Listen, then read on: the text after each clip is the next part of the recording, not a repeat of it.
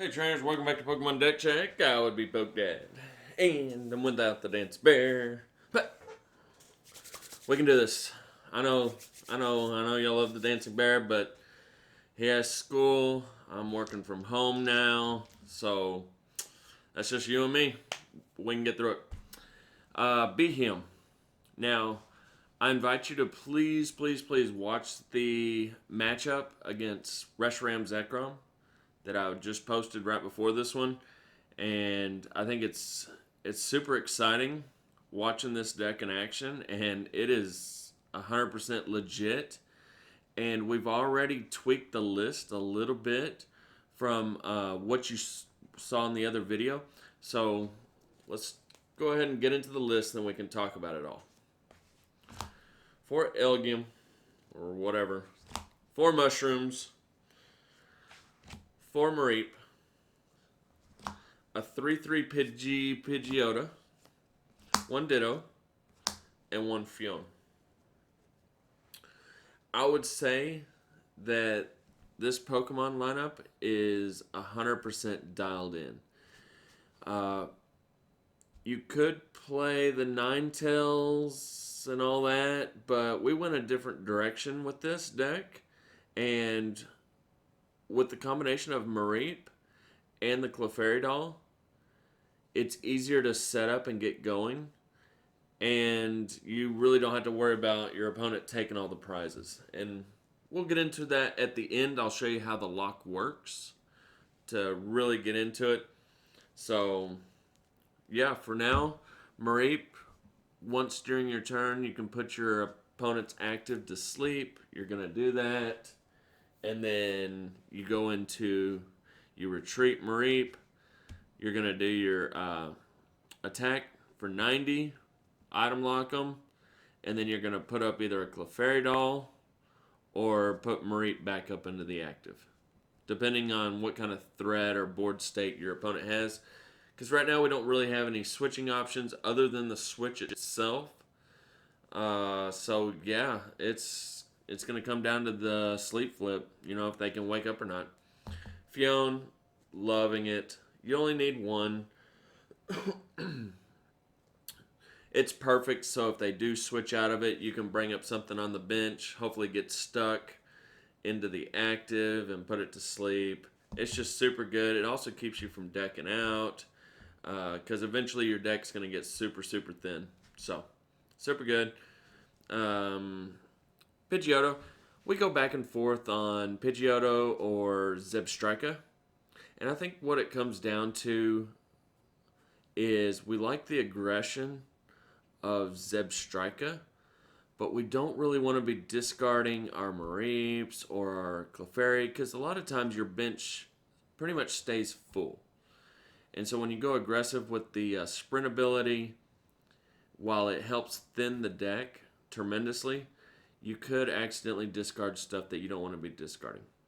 So it's safer to play the Pidgeotto, and from a setup standpoint, this is much easier to set up than the Zebstrika. So we kind of go back and forth. One day we're like, no, Zebstrika is the way to go. And then another Pidgeotto. The truth is, it comes down to your playstyle. If you're a more aggressive player than Zebstrika, if you're more laid back, chill, relax, we've got this. We're going to set everything up, and then we're going to control the game from there. Pidgeotto's the correct choice for you. So, that's it. I don't want to ramble too long. I've been known to do that on occasions. Daily. Hourly. Anywho, forms of search, we got the 4 Mysterious Treasure, 4 Poke Comp, 4 Lillie Pokedoll, 3 Acrobatic to help with thinning, 3 U-turn boards. We're going to be attaching those to the Mareep so we can get them back. 2 Great Catchers. And that's it for the items. So yeah, it's fully maxed on search. We don't need Cherish Ball for obvious reasons. So, yep, full search there. Great Catcher. maybe you're not aware, discard 2 cards and you can bring up a EX GX from the bench to the active.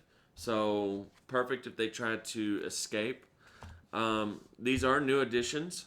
They weren't in the video because there were several times where the Dancing Bear could have just pulled up my Zekrom Reshiram and got 3 prizes, or the Heatran that was down to just 10 health. So we added 2, and it helps with thinning. You know, we're getting rid of garbage, and we can bring something up and get it stuck in the active. So, really good. U-turn board, we covered that for the Mareeps, or even your Beheeyem, in case you whiff the triple boost. You can put them back in the hand. Now, Lillie's Pokedoll. I'm going to do a separate video of just how great this card is and how impactful it is going to be to the meta, especially in this deck. This card is so awesome, and there's so many different ways that you can play it. There's different ways you can just abuse its ability. It's just, it's amazing, folks. This card is really, really good. I think it's off a lot of people's radar, too.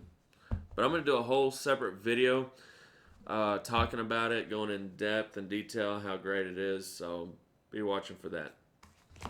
For Elm, for Lillie, 3 Cynthia. Now, love, love, love the 4 Elm. Love it. You definitely want to be playing turn 1 Elm to get all your stuff. But even after that, especially after you get your Pidgeottos, it's a good shuffler. So maybe you airmail 2 awesome cards that you really need. Say like 2 triple boost. Well, you want to put 1 in your hand, 1 on the bottom, and then maybe play like Elm. That way you get a nice shuffle, and then your next airmail. So it's a good, it could be a good cantrip. Plus, it's great for finding a Pokemon and then using Pokemon communication to get your Beheeyem. So, lots of versatility with the Professor Elm's lecture. We originally kind of toyed with the notion of Professor Oak's setting, but we're like, no. The way to go is with the Elm. If we were going to go with a Oak's setting, then I would probably recommend playing the Zebstrika line over the Pidgeotto. So, and then for Lillie, your hand is generally pretty small because you're trying to put down Beheeyem, triple boost, and then a lot of times, you know, you don't have that many, then you can Lillie and then do airmails. So Lillie's actually super good in this deck because your hand stays relatively small.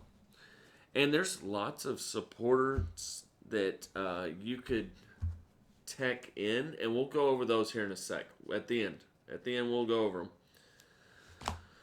For the Slumber Forest and 1 Shrine, that's a nice tech that we have. It would have knocked out the Heatran on the bench, just putting it down. It also would have racked up some nice damage on the Zekrom's Reshiram.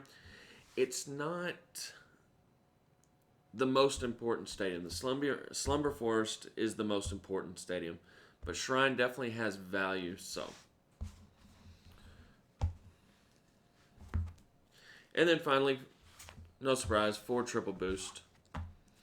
Now, supporters. Now, what we've been going back and forth on, and we'll cover it, is the supporter line.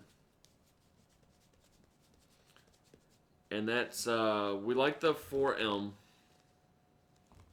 Let me just pull them all out here. Sorry, bear with me. There we go. So, our supporters, what we've been looking at doing is there's several good options. Since Clefairy, you can discard it and put it on the bottom of your deck, right? So you could run Looker, Underground Expedition, where you look at the bottom 4 and pick 2 Looker, draw 3 off the bottom. So you have an option to do that to streamline the Clefairies a little bit better. So you could go that route. Also, the other route we've been thinking about is Lusamine. Adding Lusamine to get back the Shrine or the Slumber Forest. So we've been thinking about that. Uh, there's just so many good options. This deck is super, super good, folks. I'm telling you, it's really good. So let's talk about the lock real quick. Okay, so let's talk about the lock and how it's fairly easy to set up. Doesn't take a whole lot, okay? So we're going to talk about that real quick. Okay. So what you want to do, use the ability to put them to sleep, right?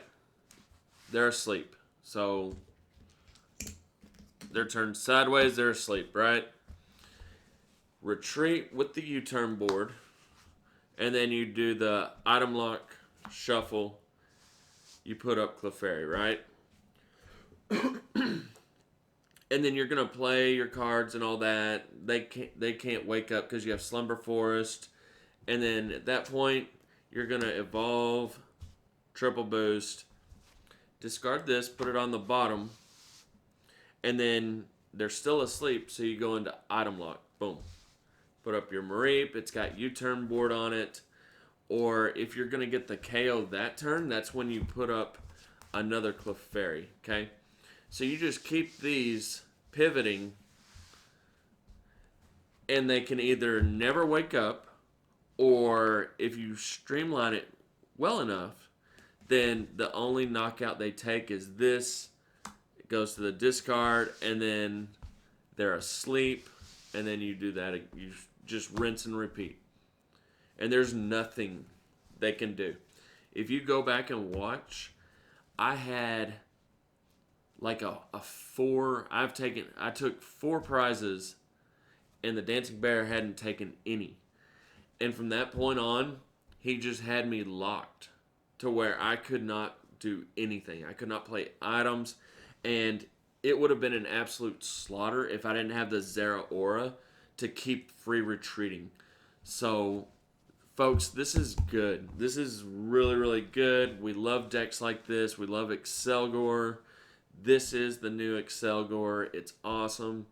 It's so good, and it's so much fun to play. The Dancing Bear was kind enough to let me play it. So much fun to play. So, all right, I've rambled enough. It's awesome. Check out the matchup video. Please check out the matchup video. It's very interesting. There were a couple situations where we had to rewind. The Dancing Bear accidentally put the Mareep asleep, but look past all that. We get it fixed out and straightened out. So, but yeah, it's awesome. Super fun. Be excellent to each other. Party on, dudes.